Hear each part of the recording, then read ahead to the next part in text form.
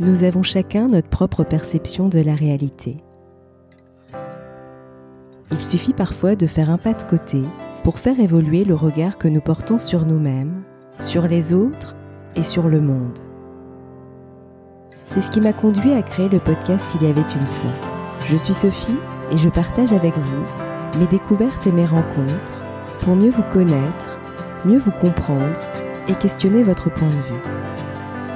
Si ces thématiques vous intéressent, je vous invite à vous abonner sur votre plateforme préférée. À l'occasion de la sortie de son nouveau roman, Laisse-toi aimer, paru aux éditions Le Courrier du Livre, j'ai le plaisir de recevoir Saverio Tomasella, docteur en psychologie, psychanalyste, auteur d'essais et de romans traduits en plusieurs langues. Il est fondateur de l'Observatoire de la sensibilité et de la Journée mondiale de la sensibilité qui a lieu chaque année le 13 janvier. Dans la continuité de la saga À fleur de peau, où nous retrouvons les personnages si touchants, Saverio nous mène dans les méandres les plus intimes des protagonistes, révélant peu à peu leurs secrets, leurs failles, leurs regrets, leurs désirs et leurs lumières. Bonjour Saverio, je suis ravie de te retrouver dans ce podcast.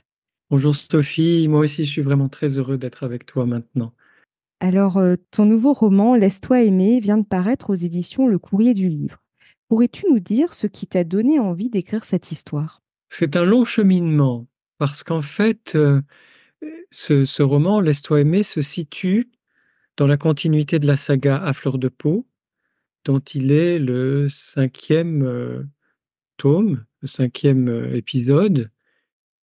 Et dans le tome précédent, Car la vie n'est que passage, c'est l'histoire d'un des enfants du début, l'enfant de Flora, le fils de Flora, Théo, qui part en Allemagne vivre de la danse au ballet de Düsseldorf. Et c'est un roman qui a eu un peu des soucis au début, qui maintenant a voilà, qui est bien lu, qui plaît, mais qui a eu des soucis au début parce qu'il parle d'une relation homosexuelle et que je me suis rendu compte que l'homosexualité encore au XXIe siècle pose question, y compris chez les éditeurs, chez certains libraires, etc. Et voilà, j'ai appris après que c'est ce qui avait freiné ce roman par rapport aux autres de la saga. Et donc, j'étais resté comme ça sur une espèce de questionnement en me disant, mais comment se fait-il qu'on puisse pas parler librement de toutes les façons d'aimer, etc. Et pour le roman d'après, qui est centré sur un autre enfant, Manon, qui était la copine de jeu de Théo quand ils étaient enfants tous les deux, elle dans l'aïkido, lui dans la danse, je voulais vraiment trouver quelque chose qui corresponde à cette jeune fille, à cette jeune femme. Et j'étais parti sur l'idée d'un roman qui se serait appelé La Belle Gosse. Pourquoi ? Parce que je trouvais à l'époque, c'était il y a 3-4 ans, je trouvais qu'on disait beaucoup beau gosse à l'époque. On le disait beaucoup au masculin, et un peu trop d'ailleurs, ça commençait à devenir agaçant, mais jamais j'entendais dire la belle gosse.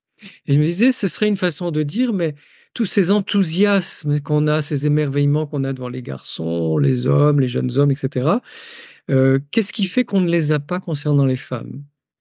Et puis, chemin faisant, voilà, j'ai commencé à réfléchir à l'évolution de Manon, qu'est-ce qui s'était passé pour elle dans sa vie par rapport à l'histoire de sa mère, notamment, Estelle.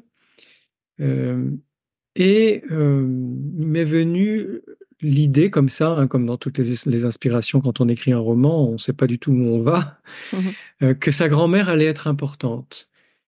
Et sa grand-mère, c'est une femme pied noir, à la fois berbère par son père, juif berbère parce que il y a des berbères qui sont juif berbère par son père et juive andalouse séfarade par sa mère, mais non pas pratiquante, une femme extrêmement libre, une femme de ces années du début du féminisme, dans les années 60-70, qui a choisi, quand elle est venue en France après l'indépendance en Algérie, qui a choisi de développer sa propre herboristerie.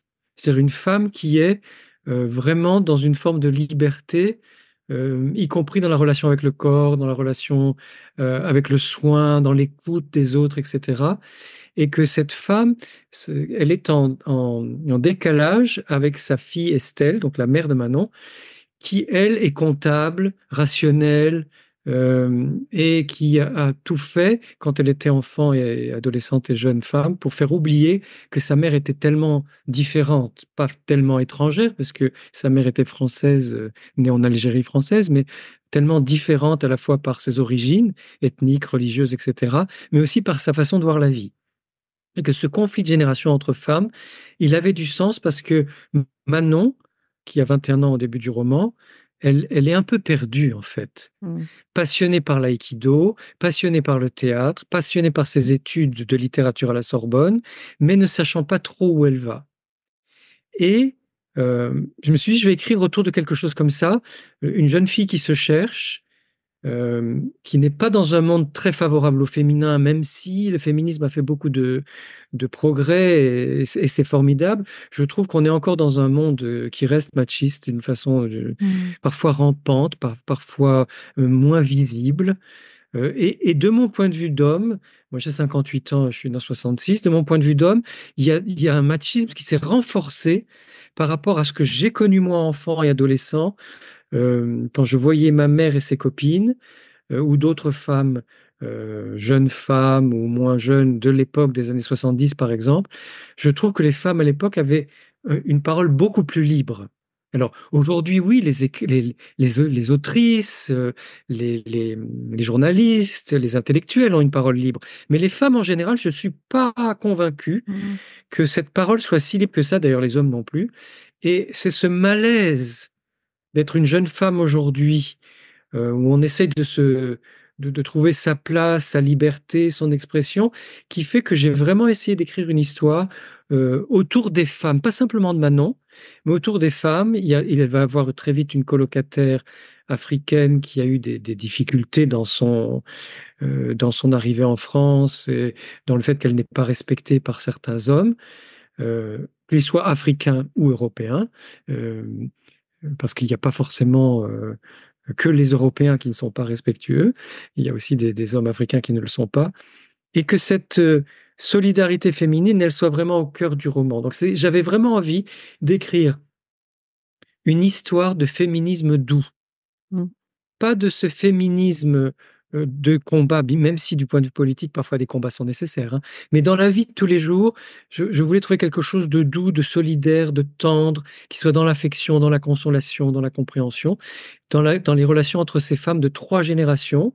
Donc Manon, Estelle, Charlotte, sa grand-mère, la grand-mère de Manon, mais aussi toutes les femmes autour d'elle de ces trois générations, et comment finalement les générations ont peu d'importance. Que le fait d'être femme, le fait d'être humain, donc d'une part d'être femme, mais aussi d'être humain, bon, quel que soit l'âge qu'on a, euh, ce qu'on vit dans son cœur, du point de vue amical, affectueux ou amoureux, finalement ça traverse les générations. Et c'est ça qui est la trame du roman, avec des aléas dont on va parler, qui viennent mettre en évidence finalement les butées de ces femmes, les endroits où c'est encore un peu souffrant, difficile ou pas complètement exprimé. Donc je voulais vraiment écrire un roman autour de ces femmes et puis, comme dans chacun de mes romans, montrer qu'il existe des hommes doux, des hommes qui sont vraiment masculins, mais pas dans le virilisme, pas dans l'arrogance, pas dans la puissance ou l'écrasement, ou le pouvoir, qu'il existe des hommes, parce que moi je les connais, tous mes romans s'appuient sur des figures réelles, sur des témoignages réels de femmes et d'hommes, qu'il existe aussi des hommes qui finalement euh, ne sont pas ces sales machistes ou ces hommes non respectueux, euh, qui peuvent exister ou faire du mal à leurs femmes ou leurs filles, ou à leurs collègues, ou leurs amis, et qu'il existe aussi d'autres types d'hommes, pour qu'on ne soit plus dans ce clivage entre les femmes et les hommes. Mais c'est vraiment un livre autour de la réconciliation des générations de femmes entre elles, et la réconciliation des hommes et des femmes entre elles et eux. C'est vrai que je rebondis par rapport à la réconciliation parce que c'est vrai qu'il y a quelque chose de très posé dans ton roman. Et justement, c'est ce que tu dis enfin, les combats, tout ça, c'est très bien, hein, je critique pas, mais on est souvent en réaction. Et c'est vrai que dans ton ouvrage, on sent ce côté très posé, en fait. Du coup, ça apporte une sorte, c'est comme ça que je l'ai perçu moi, mais tu as une sorte de sécurité. Je sais pas comment dire, en fait, il y a quelque chose, tu as de très posé. et tu es là en observateur, en tant que lecteur, et tu regardes ce qui se passe. Et du coup, je trouve que c'est beaucoup plus... Enfin, déjà, c'est sensible, mais après, ta plume est sensible. Donc, je la connais maintenant, ta plume. Donc voilà, donc c'est toi, Saverio, en te lisant, bon, on reconnaît. Mais il y a aussi, tu vois, le côté très posé. Et du coup, je trouve que ça... La manière dont tu le réceptionnes, c'est différent que si c'était, entre guillemets, par réaction, ce serait beaucoup plus agressif, ou alors en réaction à quelque chose, tu vois.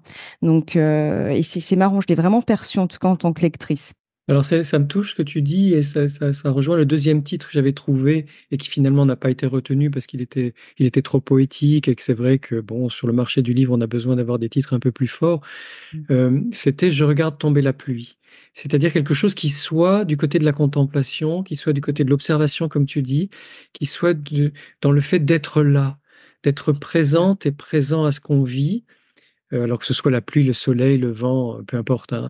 Mais c'était dans cette idée d'être aussi dans la contemplation, pas que dans l'action, et d'accueillir ce qui est, ce qui vient, avec cette tendresse, cette douceur, Mm. ce calme, cette sérénité, cette saveur. Il y a beaucoup de saveur aussi, parce que Charlotte, c'est une femme africaine d'Afrique du Nord, où la sensorialité est extrêmement importante et où elle va apporter ça aux autres femmes avec lesquelles elle vit, dans une forme de don, finalement, d'amour qui se traduit par ce don de la sensorialité, où on peut prendre le temps d'être Mm. ensemble, de s'écouter, de se parler, de se câliner aussi. Il y a beaucoup de place pour les câlins dans ce roman, et de savourer des choses ensemble, des moments ensemble, ou Mm. des plats ensemble. Ouais.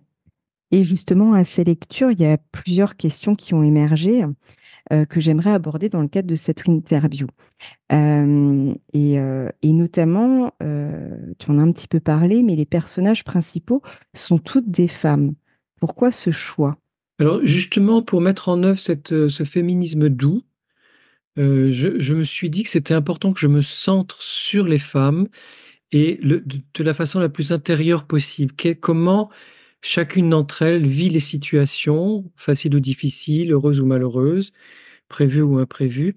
Comment ces femmes, et surtout Manon, puisque finalement elle se rend compte que ce qu'elle écrit est en train de devenir un journal, euh, ça aussi c'est important, cette liberté, cette souplesse dans ce qui advient, dans l'imprévu. Pof, bah, à un moment, elle se rend compte que ce qu'elle écrit, c'est pas un roman, c'est un journal.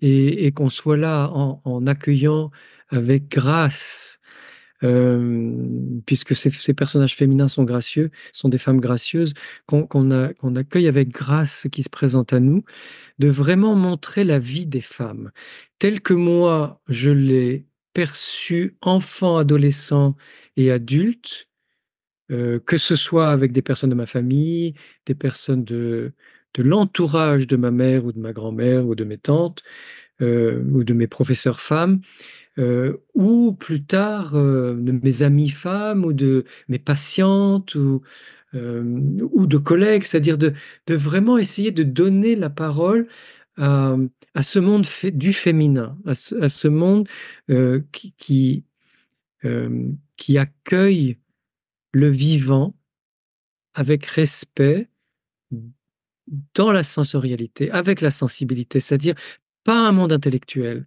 Mm. pas un monde abstrait, pas un monde technique. Et aussi, pourquoi des personnages féminins? Parce que ces dernières années, depuis 2019, avec la pandémie, puis les crises énergétiques, les guerres, les crises politiques et sociales, etc., on se rend compte que le monde des hommes, c'est un fiasco. Le monde des hommes, c'est un échec. Le monde des hommes, c'est un monde de malheur, de souffrance, de violence, de crise perpétuelle, de famine, enfin, toutes sortes de choses qui ne vont pas, et où il me semble qu'il est temps. Il ne s'agit pas de renier pour nous les hommes le fait d'être homme, moi je suis très heureux d'être un homme, mais c'est de trouver comment le féminin peut nous amener à être dans le respect du vivant, le respect de la vie, le respect du corps, le respect de l'autre, et de créer ensemble des relations, c'est un peu le thème du roman d'avant, hein, Mille battements d'ailes, mais de créer ensemble des relations qui soient plus saines, qui soient plus agréable, qui soit plus humaine, qui soit plus créative, qui soit... qui laisse plus de place à la liberté d'expression de chacun. Et je pense que vraiment, là, à l'heure où j'en parle, j'espère que ça va changer dans les années à venir, mais ce sont les femmes, c'est vous les femmes, qui pouvez vraiment changer la donne dans ce monde, et notamment dans le respect des enfants, des personnes âgées et de la nature. Et justement, en quoi les événements extérieurs peuvent-ils venir révéler ce qui se passe à l'intérieur de nous? Je crois que, et j'en suis de plus en plus convaincu, que la différence entre intérieur et extérieur, finalement, elle n'est pas si nette que ça. Mmh. Cette frontière entre intérieur et extérieur, elle est floue. C'est-à-dire ma façon de vivre le monde, il vient de mon intériorité. Et ma façon de regarder le monde, de le voir, est le reflet de mon intériorité. De la même façon, enfin, inversement ou réciproquement, ce que euh, ce dont je fais l'expérience avec les autres, puisque le monde, c'est ça, c'est tout ce qui est autre, que ce soit des humains, la nature, euh, les éléments, etc. Mon expérience de l'autre, de l'altérité, vient directement, immédiatement influencer ma relation avec moi-même et mon intériorité. Ce qui fait que les événements extérieurs sont parfois le reflet de choses qui se passent en nous, ou alors viennent, comme tu le dis dans ta question, révéler certaines choses en nous qui soit sont endormies, soit qui demandent à être révélées, soit qui nous stimulent à exprimer des capacités, des ressources, etc. Et dans le roman, ce qui est arrivé par inspiration, c'est le fait que Charlotte, dans un EHPAD, ne supporte pas cette vie enfermée, alors que c'est une femme de la liberté, c'est une femme de l'extérieur, et appelle sa petite fille au secours, appelle Manon au secours, et que tout ça, c'est de l'imprévu pour Manon, qui est tout de même une jeune femme rangée dans ses études, sérieuse, elle a ses amis, ses activités, euh, et elle accepte, elle sent l'appel au secours, elle sent que c'est à elle de, de relever le défi, elle se fait aider par ses amis, ce qui est aussi important. Il y a des choses dans la vie où on a vraiment besoin de pouvoir être aidé par les autres. Et elle part à l'aventure, c'est-à-dire que cet appel au secours, cet événement extérieur, finalement, il vient révéler sa part enfantine, où quand elle était enfant, elle était beaucoup plus audacieuse Mmh. que jeune femme. Et je pense que ça, cet événement extérieur, il est très révélateur de quelque chose qui s'était endormi en elle, où elle retrouve l'audace de vivre, elle retrouve je veux dire, elle retrouve ses manches, elle retrouve la, finalement une force, une vitalité, une capacité à répondre à ce qui se présente à elle, et elle va chercher sa grand-mère. Et bon, il y a d'autres événements forts Mmh. dans le roman, dans l'histoire, qui vont la pousser jusqu'au bout de ses limites, ou même pousser plusieurs personnes jusqu'au bout de leurs limites, puisque il va y avoir une expérience de mort imminente qui est révélatrice. Elle aussi que dans l'intérieur-extérieur, dans cette communion entre l'intériorité et l'extériorité, la mort fait partie de la vie. Même si nous, dans nos civilisations, on essaye de l'évacuer, de ne pas y Mmh. penser, il se trouve qu'elle est là. Et que le fait de prendre conscience que la mort fait partie de la vie, ça va aussi être un détonateur pour Manon. Quelque chose qui va lui dire, vie, n'attends plus, sois pleinement dans la vie. Et nous avons parfois des difficultés à nous engager envers les autres, mais surtout envers nous-mêmes, sans en avoir forcément conscience. De quelle façon l'engagement influence-t-il notre évolution personnelle? Je crois que nous ne pouvons évoluer que parce que nous nous engageons. Mmh. Je crois que nous ne pouvons vivre et exister. Alors parfois on entend des nuances sur vivre et exister. C'est intéressant d'ailleurs de faire ces nuances-là, mais pas pour exclure ou pas pour faire une hiérarchie en disant que c'est mieux de vivre ou mieux d'exister. Je pense qu'il y a cette vie, cette vivance, le fait d'être vivant et de cheminer dans sa vie, et le fait d'exister dans le ex, hein, c'est se situer à l'extérieur, littéralement exister, hein, donc exister aux yeux des autres, exister aux yeux du monde, exister dans le fait de s'exposer. Euh, si on veut être vraiment vivant et exister pleinement, on ne peut le faire qu'en s'engageant. Ça n'est pas possible de croire qu'on peut laisser les choses se faire à notre place, qu'on peut laisser les autres penser à notre place, qu'on peut laisser les autres décider à notre place, qu'on peut laisser les autres disposer de nous, que ce soit notre corps, notre sexualité, notre alimentation, notre santé, toutes sortes de choses. Euh, Ça n'est pas possible de croire que les gouvernants ont, même d'excellents gouvernants, il y a eu des époques où il y avait des gouvernants meilleurs que d'autres, mais même si on est avec un bon gouvernement, euh, ce n'est pas possible de laisser les autres décider à notre place. On doit toujours être dans un processus de euh, discerner Mm. ce qui se passe à partir de notre sensibilité, c'est-à-dire notre perception du réel, penser, euh, se demander ce que l'on désire vraiment, à quoi on aspire, et à partir de là, faire des choix. Et comme on le disait avant de commencer l'enregistrement, faire des choix engagés, non pas des choix non engagés, Mm. ou des choix soumis, ou des choix restreints, ou des choix pour les autres, faire des choix qui nous respectent, nous, dans notre intégrité. Et je pense que, quand tu disais tout à l'heure que ce roman est posé, qu'il offre une forme de cocon protecteur, je pense que c'est ça aussi que j'essaye de dire. Je vais bientôt avoir 60 ans, donc pour moi, c'est un âge important, bah, peut-être pas pour d'autres, mais pour moi, c'est un âge qui commence à être vénérable, et parce que je sais qu'on n'aime pas la vieillesse dans nos sociétés, alors que moi, au contraire, je trouve que vieillir a du bon, et que pour moi, 60 ans, c'est entrer dans cet âge vénérable où je vais pouvoir aussi poser des choses en disant, voilà ce que je crois, voilà ce qui est important pour moi, voilà ce que j'ai vécu, voilà ce qu'il est fondamental de préserver chez les humains, dans les relations humaines, etc., ou sur la planète, dans la nature. Et il me semble que ce roman commence à poser ce genre de jalons ou de repères en disant, voilà ce qui humainement est important, je ne peux pas me défausser.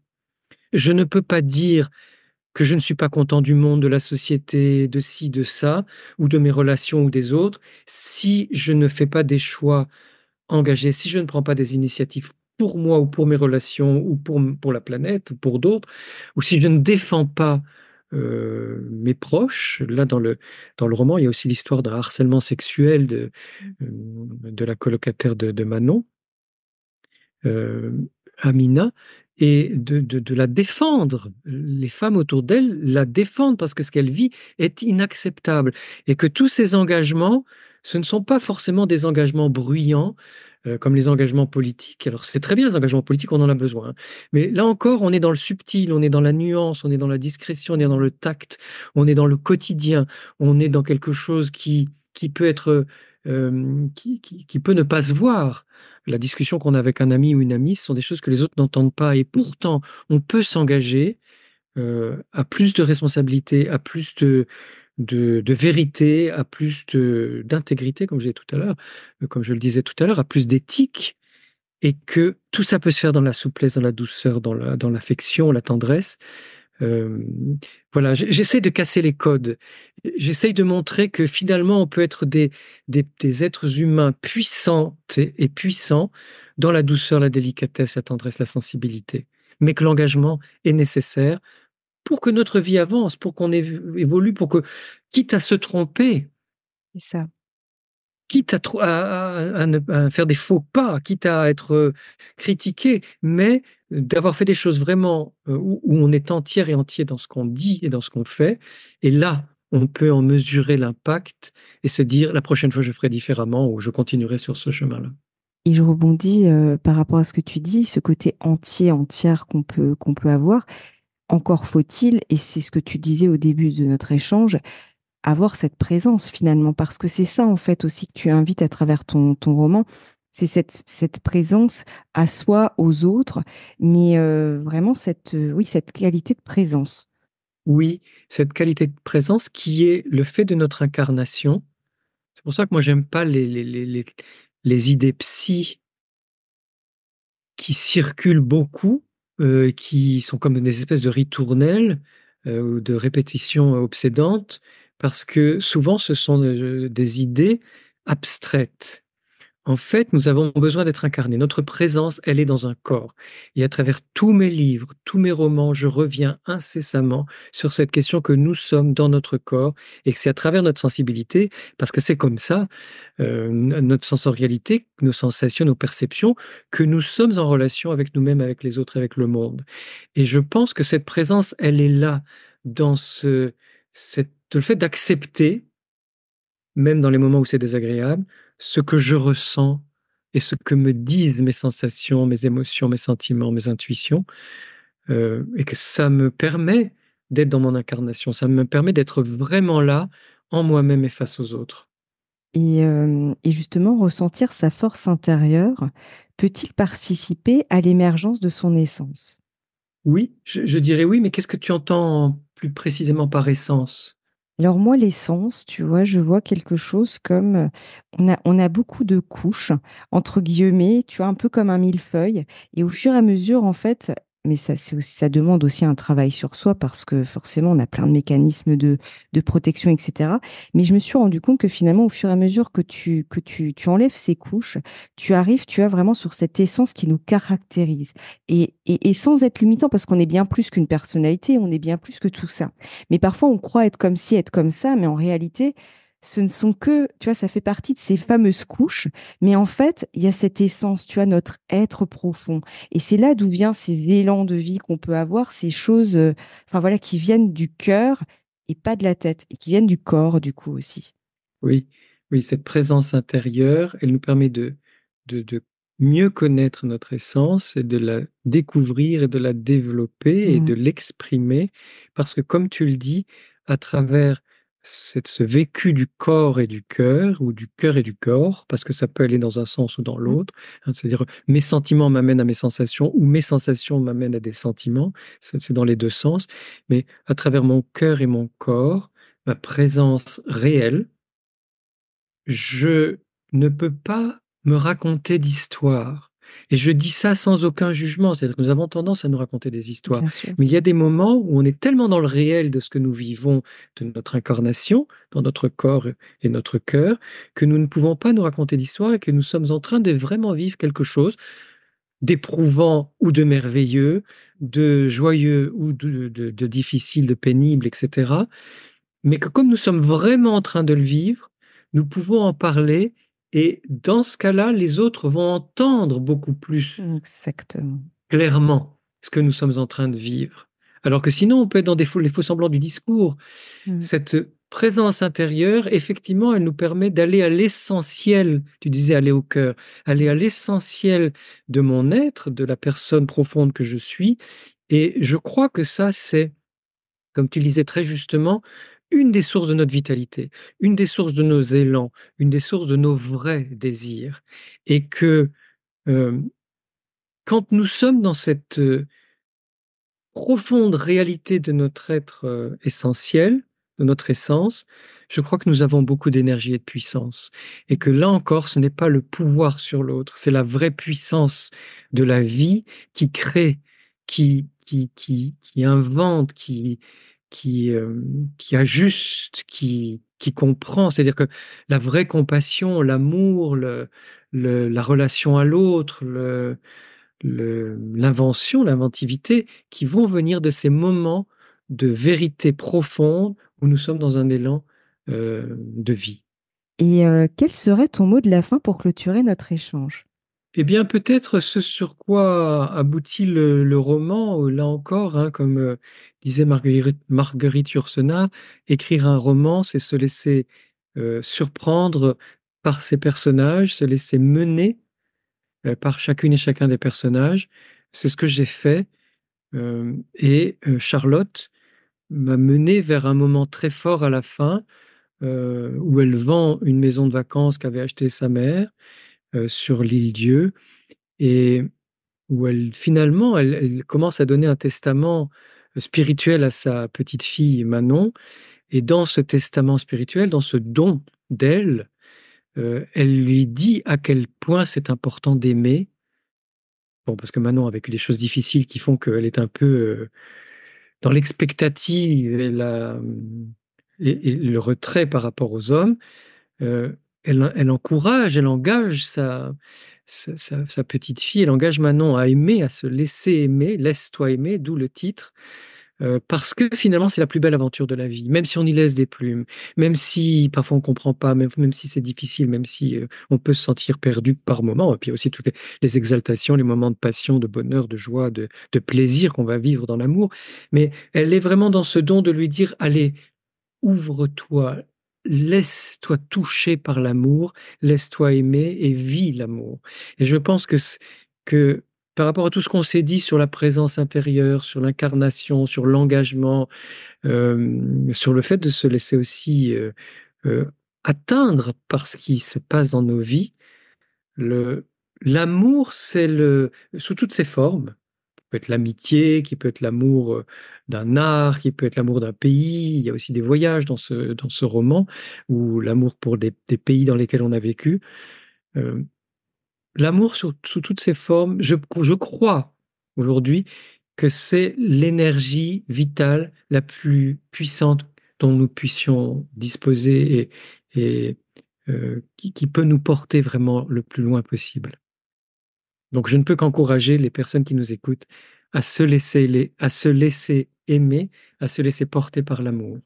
Un grand, grand merci. En tout cas, Samuel, c'était un plaisir, comme à chaque fois, Merci. d'échanger avec toi. Merci. Merci. Merci à toi, Sophie.